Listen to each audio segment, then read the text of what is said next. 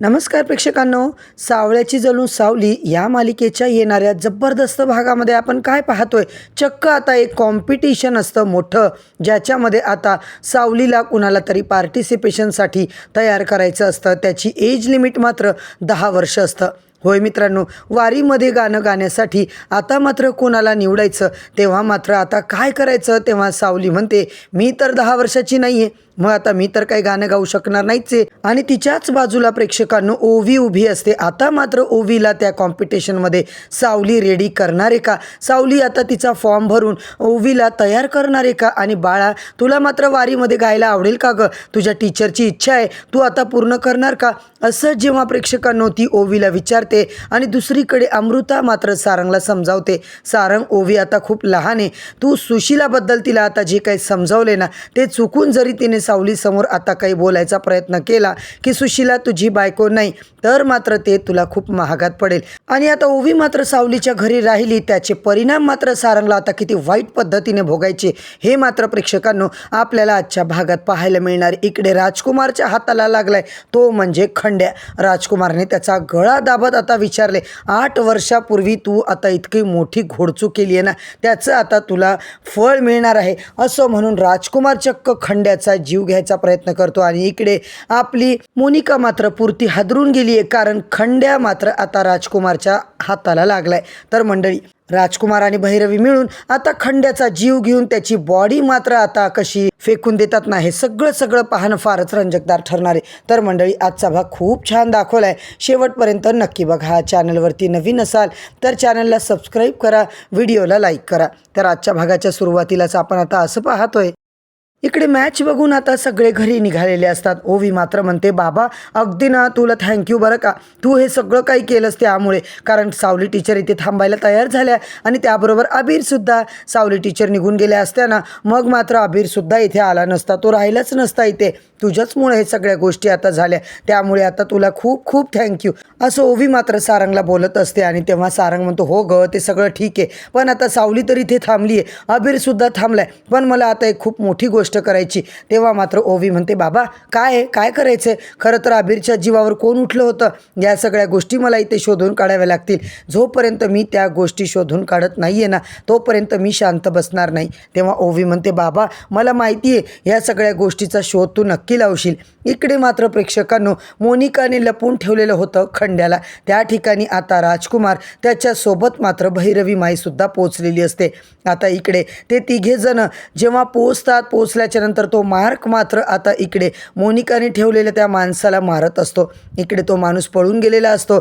जेव्हा तो माणूस जातो तेव्हा राजकुमार समोर खंड्या मात्र बेडसमोर आता बेडवर झोपलेला दिसतो. राजकुमार प्रचंड चिडचिड करतो आणि खंड्याचा गळा दाबत म्हणतो, अरे आत्ताच्या आत्ता खंड्या तू उठ, तू कसा काय झोपू शकतोस रे, मी तुला अशा अवस्थेमध्ये अजिबात पाहू शकत नाही, ताबडतोब उठ आणि 8 वर्षापूर्वी तू काय गोंधळ घातलायस ना, जी माती खाल्ली होतीस ना, ते सगळं मला सांग. आता मात्र तो बोलतो आणि त्याला जीवे मारण्याचा चक्क प्रयत्न करतो. तेव्हाच मात्र भैरवी म्हणते, नको राजकुमार, आत्ताच त्याला मारू नको, अरे तू वेडा आहेस का, अशा पद्धतीने तू सगळं काही करशील ना तर तूच फसून जाशील, इकडे मात्र तो मरून जाईल. इथे राजकुमार म्हणत असतो, कसा सोडू मी, कारण जोपर्यंत हा उठत नाही ना तोपर्यंत मला काही शांती मिळायची नाही, जर आता काही झालं तर हा उठलाच पाहिजे, त्याचबरोबर याने मला सगळ्या माझ्या प्रश्नांची उत्तरही दिली पाहिजे, असं सुद्धा आता राजकुमार बोलत असतो. भैरवी मात्र म्हणते, हे बघ तो उठेल, तू जरा शांत बस. मार्क मात्र त्या माणसाचा पाठलाग करत असतो. इकडे मात्र त्याच्या हातातून तो माणूस मात्र सटकलेला असतो. दुसरीकडे प्रेक्षकांनो आपण काय पाहतोय, सावलीने मस्तपैकी झक्कास पोहे असे बनवले, जगन्नाथले पोहे घेऊन आली. जगन्नाथ म्हणतात, साऊबाळा तुला एक गोष्ट सांगू, आज इथे सारंगमुळे आम्हाला सुद्धा गरम गरम नाश्ता मिळाला आहे, म्हणजे तू सारंगमुळे थांबलीस ना. तेव्हा सावली म्हणते, बाबा काही बोलता का हो तुम्ही, मी काही कोणामुळे वगैरे थांबलेली नाही आहे, अजिबात तुम्ही असं समजू नका बरं. तेव्हा मात्र आता जगन्नाथ म्हणतात, असं कसं, तू या सगळ्या गोष्टी करते मला समजतं ना.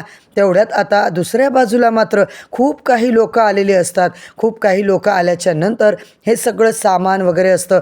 ते सामान सावली म्हणते, कोण आहात तुम्ही, त्याचबरोबर ते सगळं सामान कुणाचं आहे, कशासाठी इथे आणलं आहे. तेव्हा ते विचारतात आणि जगन्नाथ म्हणतो, सावली अगं थांब, आम्ही तर अजिबात ऑर्डर केलेलं नाही आहे. मग हे कोणी ऑर्डर केलं आहे. आता मात्र प्रेक्षकांनो हाच ॲड्रेस आम्हाला दिला गेला आहे असं ते लोक बोलतात. आणि तेव्हा मात्र सगळं काही आम्ही इथेच ठेवून जाणार असं जेव्हा म्हणतात, सावली मात्र टेन्शनमध्ये येते. ती प्रयत्न करते की मी तर काही अजिबात मागवलेलं नाही आहे, प्लीज तुम्ही हे सामान घेऊन जा. पण इकडे मात्र प्रेक्षकांनो जगन्नाथ म्हणतो, अगं असं काय करतेस, ते बघ ना, त्या लोकांनी इथे सामान आणले ना, मग कशाला दुसरीकडे पाठवतेस, आपल्यासाठीच पाठवलं असेल. इकडे मात्र ज्या माणसाला आता मोनिकाने सांगितलं होतं की पाळत ठेव, अजिबात इथून काही हलू नको, सगळ्या खबरा मला दे, तेव्हा मात्र प्रेक्षकांनो तो माणूस चक्क पळून जातो आणि तो पळून जाऊन मोनिकाला कॉल करतो. मोनिकाला घाबरत घाबरत तो बोलतो. मोनिका त्याला म्हणते, अरे काय झालं. तेव्हा तो म्हणतो, मॅडम खूप मोठा प्रॉब्लेम झाला आहे. आता मात्र काय प्रॉब्लेम झाला आहे, बोल पटपट. तेव्हा म्हणतो, काय सांगू, ती माणसं ना इथे माझ्या मागे लागली आहेत, तो माणूस इथे आलेला आहे, मला मात्र तो मारायला लागला आहे. इकडे ती मात्र बोलते, हे बघ मी आता काही करू शकत नाही. तो माणूस म्हणतो, अरे काय बोलतोयस तू, मी माझ्या गावाला आता पळून चाललो आहे, मला आता इथे राहता येणार नाही. तेव्हा मोनिका मात्र म्हणते, खंड्याजवळ नेमकं कोण पोचलं. खंड्या आता इकडे फक्त मलाच माहिती होता, तो आता खंड्या कसा काय कोणाच्या हाताला लागू शकतो असं मोनिकाला आता टेन्शन आलेलं असतं. तेव्हा आता तिकडे नेमकं कोण पोचलं हे मात्र ती शोधत असते. आणि दुसरीकडे प्रेक्षकांनो संगीताला संबंधित असं सगळं सामान कोणीतरी सावलीच्या ॲड्रेसवर पाठवलेलं असतं. व्यंकटेश म्हणतात, सावली अगं असू दे ना, सगळं अशा पद्धतीने कोणी पाठवले म्हटल्यावर तुला तर खरं आनंद व्हायला पाहिजे ना. तेव्हा ती म्हणते, अजिबात नाही, असं कसं, काही जरी झालं तरी इथे या सगळ्या गोष्टी कोणी पाठवल्या ते समजलंच पाहिजे ना. तेवढ्यात ओवी मात्र येते आणि आल्याबरोबर सावली टीचर असं म्हणून ती मात्र आता म्हणत असते, हे सगळं आम्हीच पाठवलं आहे. आता मात्र प्रेक्षकांनो सावलीला कळून चुकतंय की हे सगळं सामान सारंगने पाठवलं आहे. ती म्हणत असते, हो सगळं काही आम्हीच पाठवलं आहे. तेवढ्यात सारंग म्हणतो, काय झालं ना सावली, तू इथे जाऊन क्लास वगैरे घेऊ शकत नाही, म्हणूनच या सगळ्या गोष्टी आम्ही इकडे मागवल्या. आता मात्र ओवी म्हणते, मस्त आहे ना आयडिया सावली टीचर, कशी वाटली तुम्हाला. सावली म्हणते, हो आयडिया एक नंबर आहे, पण कसं आहे ना, मी आता टीचर आहे, मग तुम्ही सगळ्या लोकांचं असं मी सामान घेऊ शकत नाही. तेवढ्यात जगन्नाथ मात्र म्हणतो, सारंग तू आलायस ना, बस थोडा नाश्ता वगैरे कर. आणि दुसरीकडे प्रेक्षकांनो खंड्या मात्र अजिबात शुद्धीवर येत नाही आहे. त्यामुळे राजकुमार मात्र प्रचंड चिडचिड करत असतो आणि तो मार्कला म्हणत असतो, काही जरी झालं तरी ताबडतोब या खंड्याला शुद्धीवर आण. असा कसा बेशुद्ध पडलाय, मला काहीच ऐकायचं नाही आहे. इकडे मात्र भैरवी म्हणत असते, मला एक गोष्ट सांग, खंड्या वगैरे इथे आहे ही गोष्ट तुला कशी कळली. बोल ना राजकुमार, या सगळ्या गोष्टी तुला कशा कळल्या. म्हणजे मला एक सांग, हा जो खंड्या आहे ना तो फक्त इथे होता हे तुला आणि मलाच माहिती होतं, इथे आणखीन कुणाला माहिती आहे. म्हणजे नक्कीच तुझ्यावर कोणीतरी आता पाळत ठेवणे, कोणीतरी तुझ्या 4 पावलं पुढे आहे आणि या सगळ्या गोष्टी घडवून आणतंय. तेव्हा ही गोष्ट तुझ्या लक्षात आली आहे की नाही. राजकुमारला मात्र आता एक फोन आलाय आणि तिकडून आवाज येतोय की ती आमच्या हातातून सुटली. आता मात्र राजकुमार परत तनतन करायला लागतो, चिडचिड करायला लागतो, जोरजोरात ओरडतो, काय करताय तुम्ही नेमकं, तुमच्या हातातून ती गायबच कशी होऊ शकते, कशी काय सुटू शकते, कुठे गेली, आत्ताच्या आता तिकडे तुम्ही शोधून काढा, तिथेच थांबा, मी ताबडतोब तिकडे येतो. आणि भैरवी मात्र म्हणते, हे बघ राजकुमार, तुझं नेमकं काय चाललंय ना, मला तर काही कळत नाही आहे आणि हे सगळं काही तू आता मला खरं सांग, अजिबात माझ्याशी खोटं बोलायचा प्रयत्न करू नकोस, काही झालं तरी सगळं सत्य मला समजलंच पाहिजे. इकडे तो बोलत असतो, हे बघ जर तू अडकलास तर मी सुद्धा तुझ्यासोबत अडकेल आणि मी जर अडकले ना तर मात्र काही खरं नाही आहे. दुसरीकडे मात्र तिलोत्तमाला आता सारंगच्या बाबांची खूप आठवण येते. प्रेक्षकांनो राजकुमारनेच त्याच्या बाबाला खुद्द आता गायब केलेलं असतं हे मात्र अजूनपर्यंत तिलोत्तमाला माहिती नाही आहे. जगन्नाथच्या फोटो पुढे उभे राहून तिलोत्तमा मात्र म्हणते, परत ये, मी लवकर आहे, मी एकटी पडली आहे रे, सगळ्या गोष्टी आता सहन करण्याच्या पलीकडे गेल्यात, तुम्ही लवकर आलं तर मला खूप चांगलं वाटेल, कारण आज मला तुमची खूप गरज आहे, मला खूप जास्त एकटं वाटतंय, मला करमत नाही आहे, पोरं आपली मोठी झाली पण या सगळ्या गोष्टी आता इतक्या विचित्र चालल्यात ना, मला अजिबात आता घरात करमत नाही आहे. तिलोत्तमा बोलत असते, या घराला सगळ्या गोष्टीला तुझी खूप गरज आहे असं सुद्धा ती बोलते आणि तिकडून निघून जाते. आता मात्र या सगळ्या गोष्टीची भीती कशाची वाटते की माझ्या मुलांच्या आयुष्यामध्ये आणखीन काही संकट यायला नको आहेत, माझ्या मुलाच्या आयुष्यात कोण कशा पद्धतीने कुठलं वादळ आणेल ना, मला तर आता खरंच भीती वाटायला लागली आहे. त्यामुळे मला वाटतंय की ताबडतोब आता तू निघून यावं. जिथे कुठे असाल ना तुम्ही चंद्रकांत, तुम्ही प्लीज निघून या. मला खूप तुमची गरज आहे, मला तुमची आठवण येते, असं तिलोत्तमा आता चंद्रकांतच्या फोटोला बोलते. हे सगळं सहन होत नाही आहे मला या गोष्टीच आता हँडल होत नाही आहे. सगळं मॅनेज मी इतके दिवस केलं, पण आता मला नाही जमते, तिलोत्तमा बोलते. आणि दुसरीकडे मात्र सावली घरामध्ये गायनाचे क्लास आता चालू करते. त्यामुळे ती सुंदर सुंदर गाणी आता पोरांना इकडे शिकवणं चालू करते. ओवी मात्र गालाला हात लावून एकटक शांत बसलेली असते, सावीकडे बघत असते. तिचं गाणं मात्र आता ओवीला खूप आवडतं. सगळे मुलं निघून जातात, पण ओवी मात्र तिथेच एकटक सावलीकडे बघते. खऱ्या अर्थानं ओवीला माहितीच नाही आहे की सावलीच तिची आई आहे. खरंच एका आई आणि मुलीचं जे नातं असतं ना मंडळी, अगदी तसंच ओवीला तिच्यावर जीवापाड प्रेम असतं. तेव्हा सावली म्हणते, ओवी काय काय बघतेस तू? सावली म्हणते, अगं काय झालं तुला?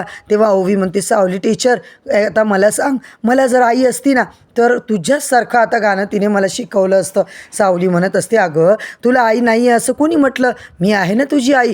ती आता बाहेर देशात काहीतरी कामासाठी गेली असेल, पण जर इथे असती ना तर तिने हे सगळं मला खूप छान शिकवलं असतं, असं ओवी मात्र बोलू लागते. तेवढ्यात सावी म्हणते, ओवी काळजी करायची नाही, मी पण तुला आई एवढंच जीव लावते की नाही. मला एक गोष्ट सांगा सावली टीचर, हे सगळं पाहून या सगळ्या गोष्टीमुळे मला तर आनंद होतोय. सारंग मात्र तिकडे येतो. आल्याबरोबर आता ओवीला म्हणतो, ओवी निघायचं का गं आता? तेव्हा आता लगेच ओवी म्हणते, हो. मग आता अबीरसुद्धा आलाय. अबीरला बबलूने आता उचलून घेतलंय. तो म्हणतो, बबलू काका मला प्लीज खाली सोडणार आहेस की नाही? जर तू मला खाली सोडलं तर व्यवस्थित होईल ना. मग आता बबलू लगेच छोट्या अबीरला खाली टाकतो आणि मग लगेचच आता बबलू अबीर सगळे निघायला लागतात. सुपर हिरो आता मात्र आजचा दिवस इथेच ओवीला थांबू द्या ना, तुम्हीसुद्धा थांबा ना. सारंग म्हणतो, नाही रे बाबा, खूप काम आहेत मला. आणि ओवी मात्र आता जिद करते की आपण इथेच थांबूया. तेव्हा मात्र सारंग म्हणतो, शक्य नाही आहे ओवी, चल लवकर. अबीर मला प्लीज प्लीज सांगणार आहे बाबाला, मला इथेच थांबायचे. आणि आजचा भाग आपला इथेच संपतो प्रेक्षकांनो.